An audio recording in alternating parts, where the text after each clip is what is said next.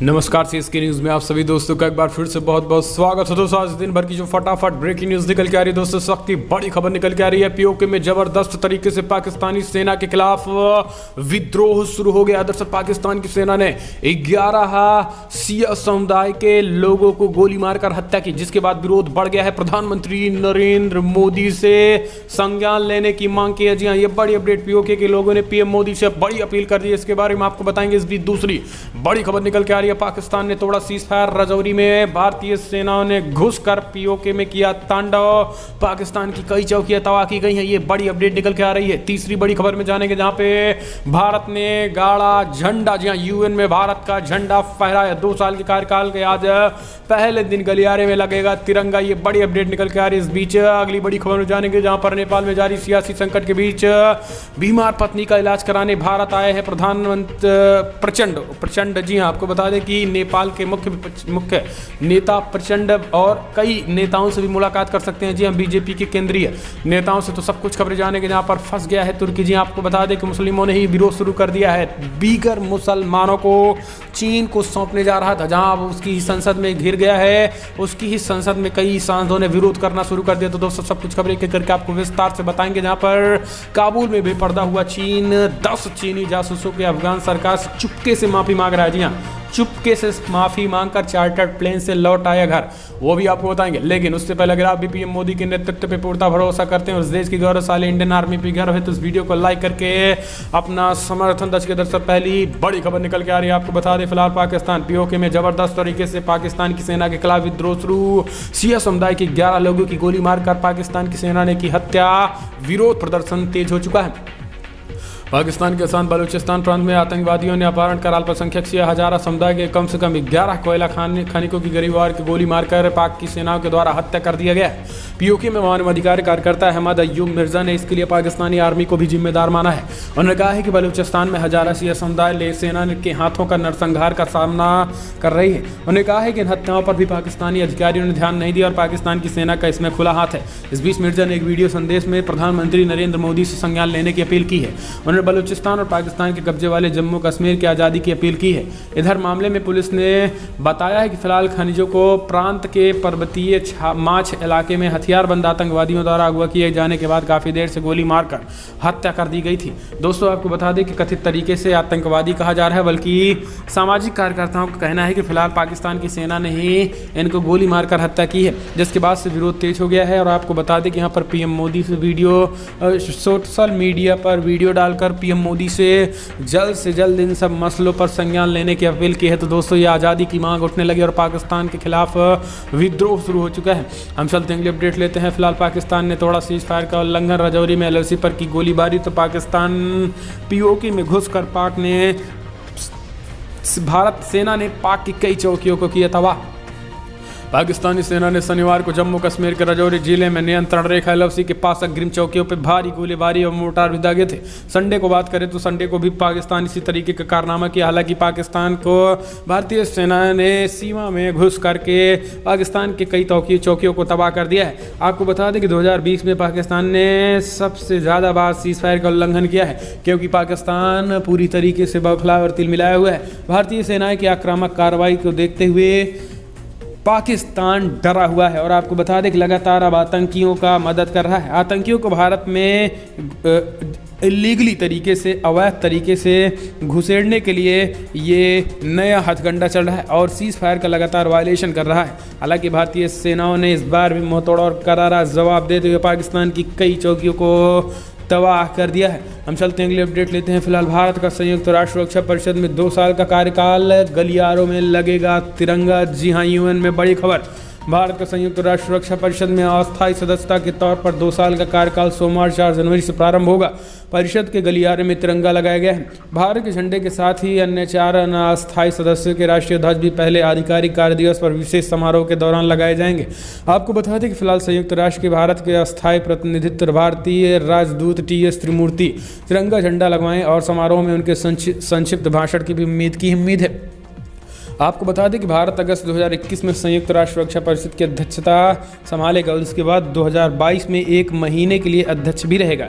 परिषद में सदस्य देशों का झंडा लगाने की परंपरा 2018 में कजाकिस्तान ने शुरू की थी। भारत के साथ नॉर्वे, केन्या, आयरलैंड और मेक्सिको संयुक्त राष्ट्र सुरक्षा परिषद के अस्थायी सदस्य बने हैं। इन 5 देशों के अलावा एंटोनियो, नाइजीर समेत तमाम देशों के अस्थायी सदस्य। लेकिन आपको बता दें कि दोस्तों 2022 तक भारत बिल्कुल यूएन में वीटो पावर हासिल करेगा, स्थायी सदस्यता ग्रहण करेगा। और अगर आप भी इस मुहिम का समर्थन करते हैं तो इस वीडियो को लाइक करें। हम चलते हैं, अगले अपडेट लेते हैं। फिलहाल नेपाल में जारी सियासी बवाल के बीच बीमार पत्नी का इलाज कराने आ रहे हैं कल मुंबई में प्रचंड। जी हाँ, बढ़ गई है सियासत। ओली जहां नेपाल की तरफ तो वहीं प्रचंड भारत की तरफ। दरअसल नेपाल के पूर्व प्रधानमंत्री और नेपाल कम्युनिस्ट पार्टी के दूसरे धड़ों के अध्यक्ष पुष्पकमल दहल प्रचंड अपनी बीमार पत्नी सीता दहल के इलाज के लिए मुंबई आ रहे हैं। नेपाल स्थित भारतीय दूतावास के सूत्रों ने इस बात की जानकारी दी है। प्रचंड का यह दौरा ऐसे वक्त में हो रहा है जब नेपाल में सियासी कलह अपने चरम पर है।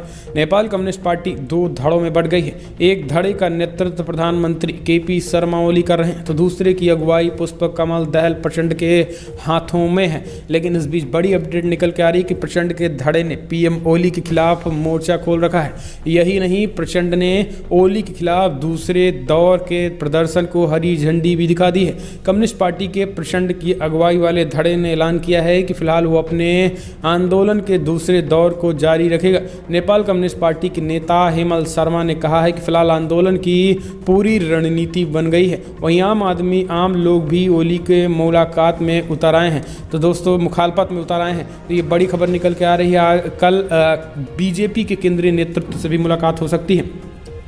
हम चलते हैं, अगले अपडेट लेते हैं। फिलहाल बीगर मुसलमानों को लेकर घिर गया है तुर्की। अपने ही देश में तुर्की का भयंकर एर्दोगान का भयंकर विरोध हो रहा है। संसद में घिर गया है राष्ट्रपति एर्दोगान।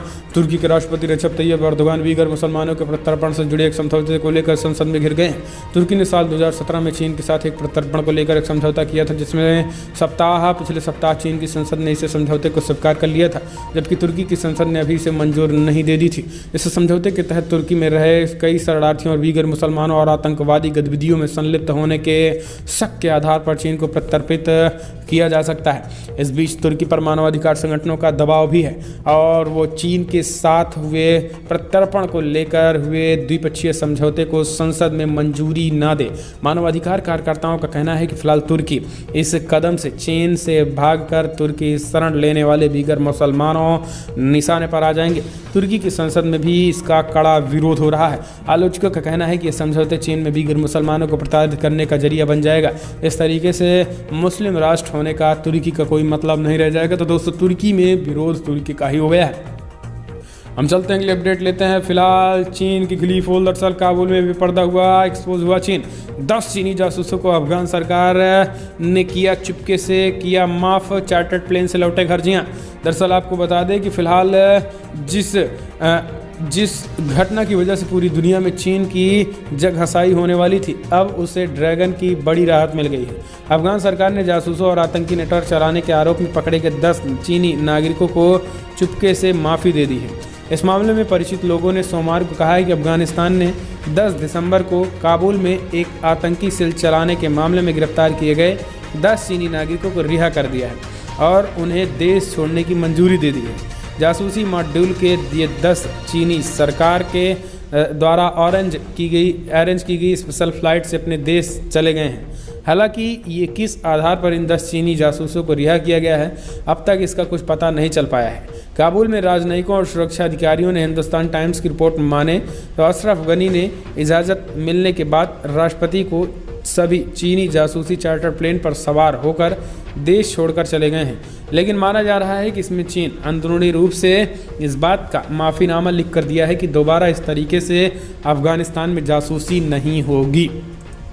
हम चलते हैं, अगले अपडेट लेते हैं। आपको बता दें फिलहाल 51 मुस्लिम बड़ी खबर निकल के आ रही है, जहां पर पीएम ओली की सफाई मुझे संसद भंग करने के लिए मजबूर किया गया। ये राजनीतिक फैसला है। नेपाल के कार्यकारी प्रधानमंत्री केपी शर्मा ओली ने संसद भंग करने के फैसले को मजबूर कर लिया निर्णय बताया है।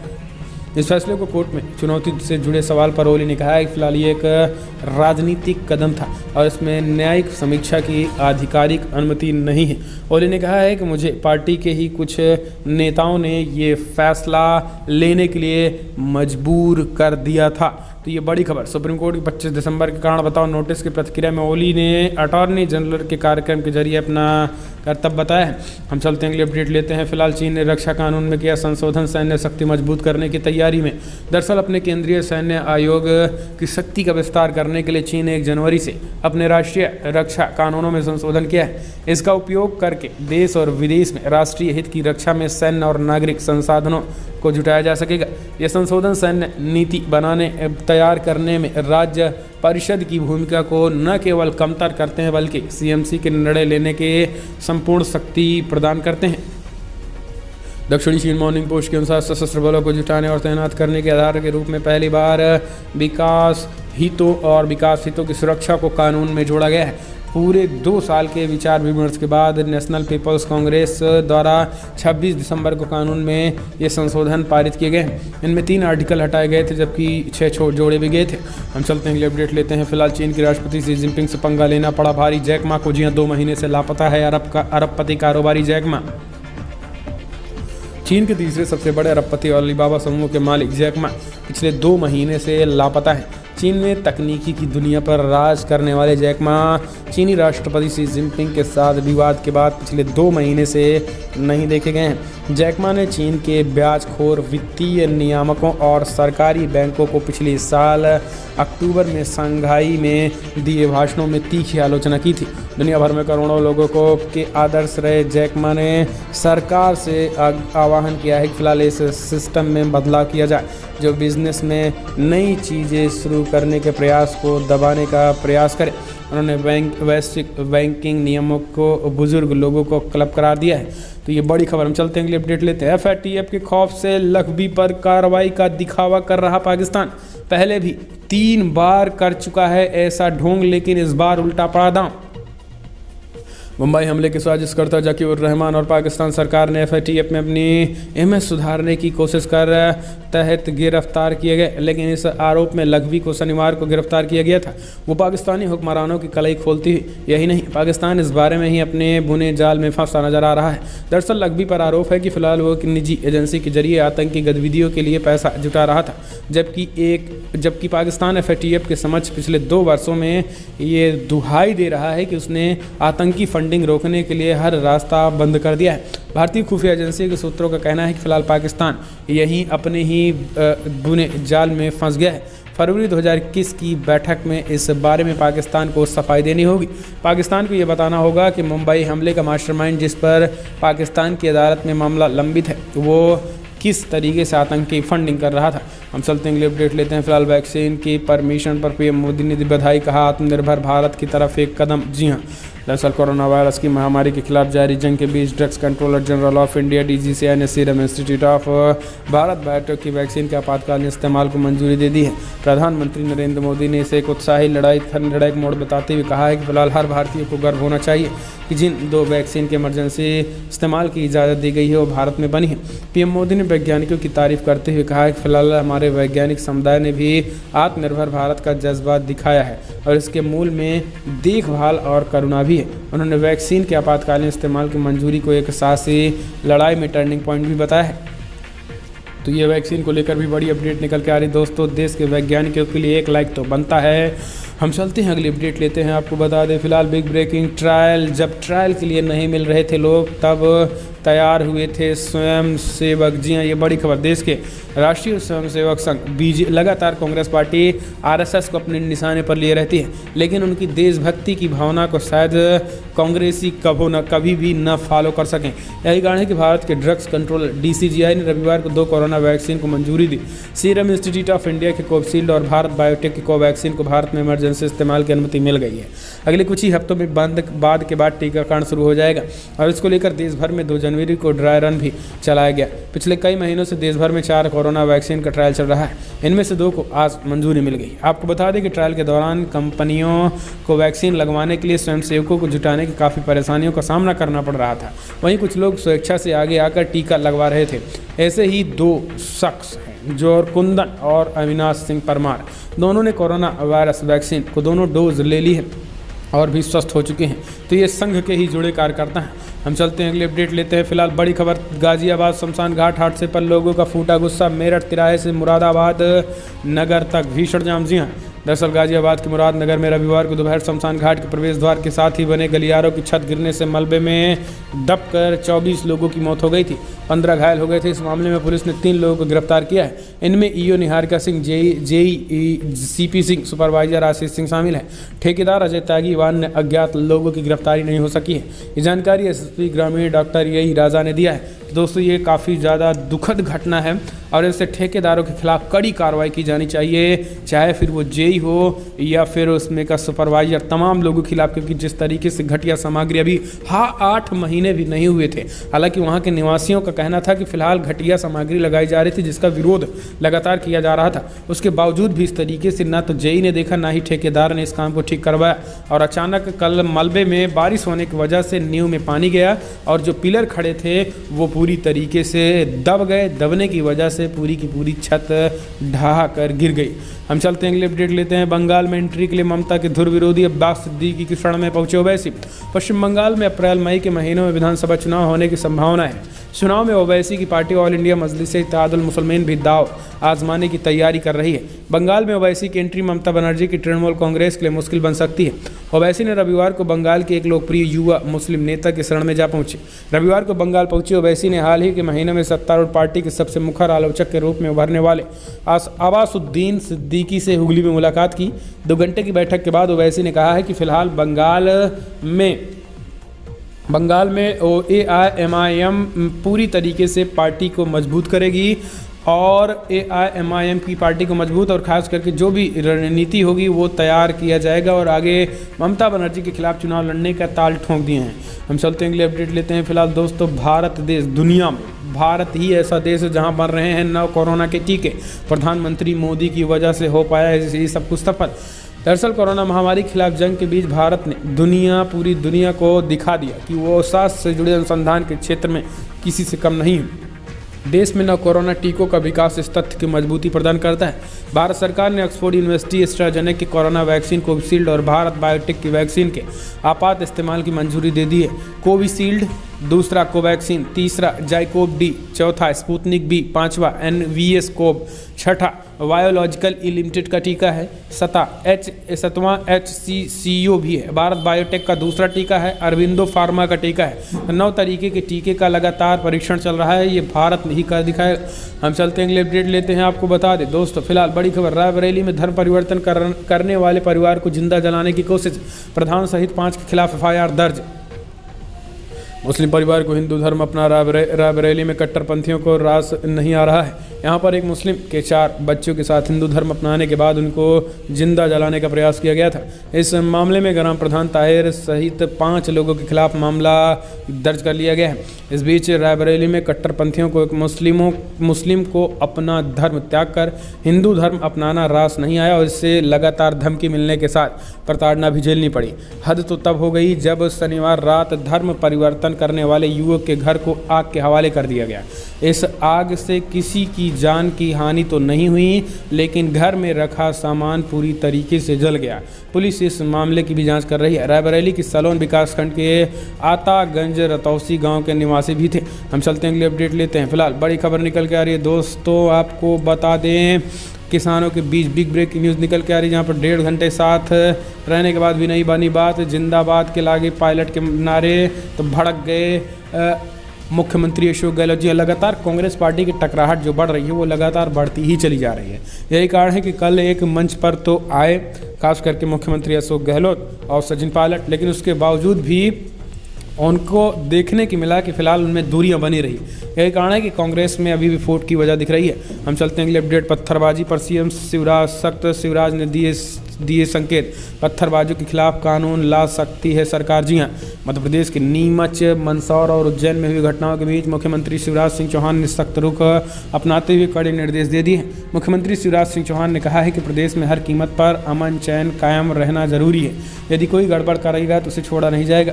मुख्यमंत्री की ये चेतावनी पिछले दिनों नीमच, उज्जैन और मंदसौर में हुई घटनाओं के संबंध में आई थी।